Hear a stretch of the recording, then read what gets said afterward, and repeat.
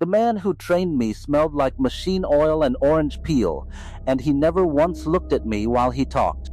His name was Percy, and he ran the ring toss at the Larkspur Family Carnival for 11 years before I showed up asking for work. I remember these 6 strange rules because he handed them to me the way you'd hand someone a live wire, careful, quick, like holding on too long might cost him something. Rules was the only word he ever used for them. Not warnings, not instructions. Rules like they'd been carved somewhere permanent long before either of us was born. Percy had 2 habits I noticed before I understood why.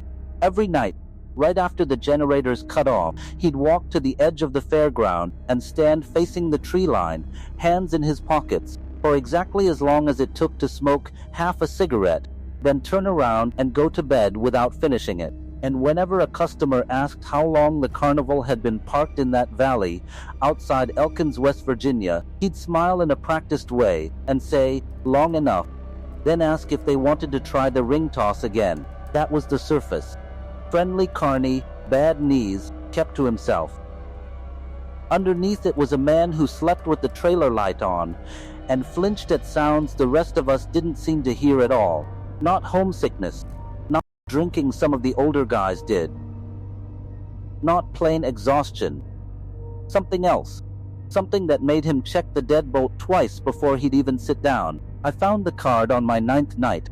Percy sent me to his trailer for a spare bulb. And behind a framed photograph of a woman I never got to ask about, there was a laminated card, warped from heat. The plastic gone cloudy at the corners like it had been handled 1,000 times by hands that were sweating. No title. No carnival name printed on it. Just a number, 1 through 6, typed in a font that looked older than the carnival itself. Rule 1. I read it twice before I understood it wasn't a joke. Never hum along with the calliope after the carousel stops turning. I stood there holding that warm plastic card in a trailer that smelled like kerosene, and I felt something in my chest go very still, the way a room goes still right before somebody says something they can't take back. Percy found me holding it. He didn't yell, he just took it back gently, the way you'd take a knife from a child, and told me to sit down on the overturned bucket by his door. Then he told me the rest, all 6, in the flat voice of a man reciting something he'd repeated so many times the fear had worn smooth, leaving only the shape of it behind. Before that night, Larkspur had looked ordinary to me. Sun-bleached, a little run down, but ordinary. String lights on leaning poles, fry oil and diesel, a Ferris wheel that groaned on the turn but always finished it. That was the last night I believed any of it was ordinary. Percy said the carnival had been parked in that valley since 1962, and nobody left could say why it stopped moving. Only that once it stopped, something in the ground noticed, and the 2 things had been living together ever since, trading small silences for the right to stay. Rule 1 was the calliope. The organ that powers the carousel doesn't run on electricity like the rest of the lot, and nobody has ever found the mechanism that turns it. When the carousel stops for the night, the pipes keep breathing for a few seconds after, a low tuneless exhale, and if you hum along, even by accident, something on the ride starts humming back in a register no human throat can hit. A rigger named Cole did it once, messing around. 3 notes, nothing more. He finished his shift fine. 2 nights later his voice went, not sick, not hoarse, just gone. And when he opened his mouth, all that came out was that same tuneless breath, over and over, until he left the show without his last check. Rule 6 mattered just as much, maybe more. A line of rock salt runs around the fairground's perimeter, refreshed every time the moon goes dark, tied to the sky instead of the clock. Percy said the salt doesn't keep anything out, it keeps the valley convinced we still belong to it.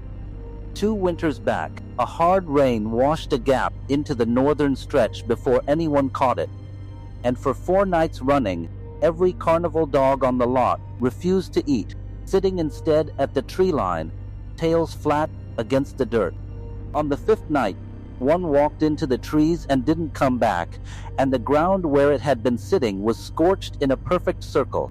That was the first time I understood the rules weren't superstition passed down for fun. They were maintenance. Someone had to keep doing the small, unpleasant work. Or the valley collected its due on its own terms instead. Rule 2 belonged to something Percy only ever called the ferryman, though nobody had actually seen it in years, only heard the water move wrong under the tunnel of love. Every third night, someone has to walk the rowboat channel and leave two things on the ledge past the second bend: burnt kitchen matches and a jar of creek water taken from that exact bend. Never tap, never bottle. Percy said the thing under there can taste the difference between water that remembers the valley and water that doesn't. Skip a night, and the boats drag the next day like something underneath is holding the chain. Skip 3 nights running, and a seasonal worker named Reyes found that out the hard way. They found the boat empty at the far dock, drifting in slow circles, one shoe resting neatly on the bow. I have tried to explain what it felt like hearing all this in one sitting. I cannot. It felt like being handed the keys to a house where every door had been nailed shut for a reason, and being told which nails I was now responsible for. Rule 5 was almost funny if you didn't think about it too hard. There is no booth 13 at Larkspur. The game booths run 1 through 12, then the numbering stops. But guests ask for it anyway, pointing past the last booth toward grass that has never held a structure of any kind. The correct answer is always the same. Booth 13 is closed for repairs, and you walk away before the follow-up question comes. The ones who wander off looking for it don't get hurt. Not exactly. They come back within the hour, a little pale, a little quiet.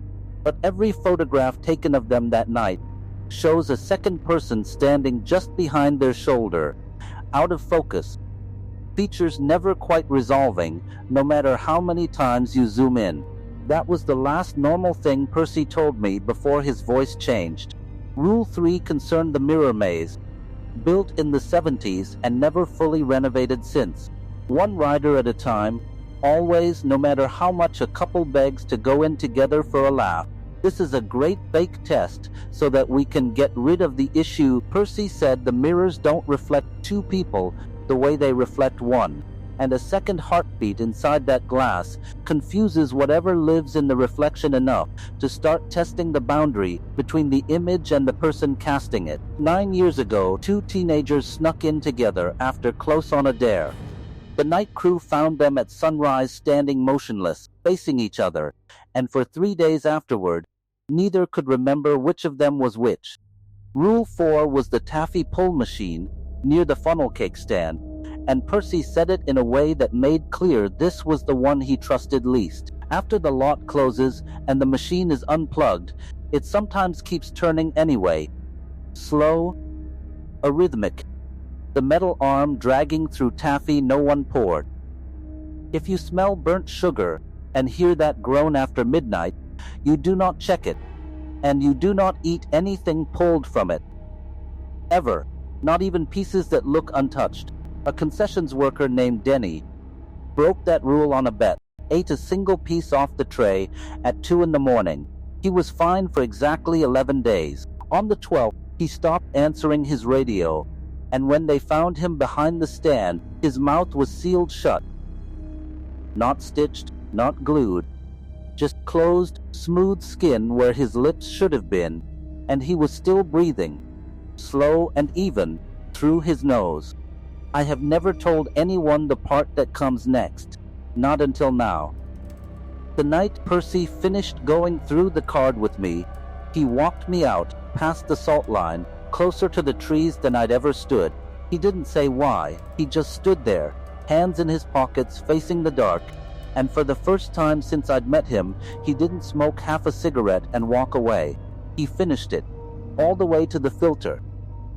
Then he said something I still turn over most nights.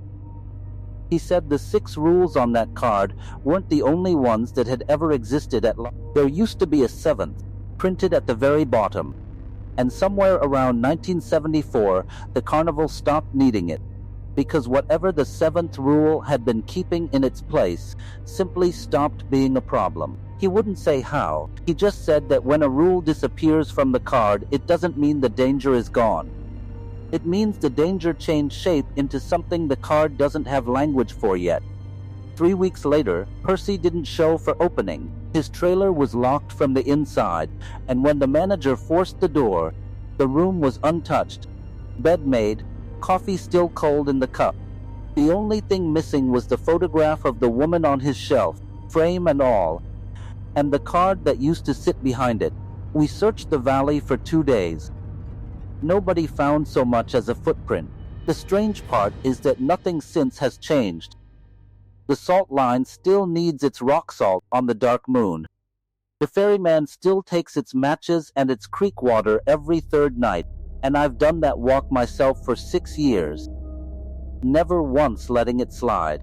2 months ago, I found a new laminated card behind my own trailer mirror, in the exact spot where Percy used to keep his. I didn't put it there. It has 7 rules now, not 6. I've read the first 6 100 times. I know them the way I know my own hands. I have never let myself read the 7th all the way through. Some nights I take the card out and hold it anyway, and I get as far as the first 2 words before I stop myself. I tell the new hires there are 6 rules, because that's what I was told, and because I am not ready to find out what happens to the person who reads the 7th one out loud.